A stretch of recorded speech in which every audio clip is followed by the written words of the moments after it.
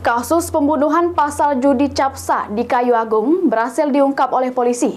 Yang mana tersangka bernama Chandra ditangkap oleh tim Macan Kombring. Kasus pembunuhan yang newaskan Zainuddin 50 tahun yang tewas sesudah dituding curang main judi capsa berhasil diungkap Satreskrim Polres Oki. Tersangka Chandra berhasil ditangkap pas bersinggi di Jakarta oleh tim Macan Kombring Polres Oki.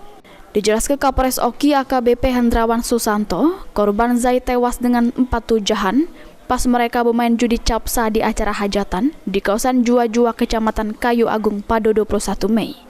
Dari pengakuan tersangka, selama pencariannya dirinya bersingit di kawasan Palembang.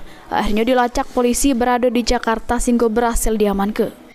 Ada 4 tusukan yang dilakukan oleh tersangka saudara C atas pengungkapan kejadian adanya pembunuhan atau penganiayaan yang mengakibatkan meninggal dunia.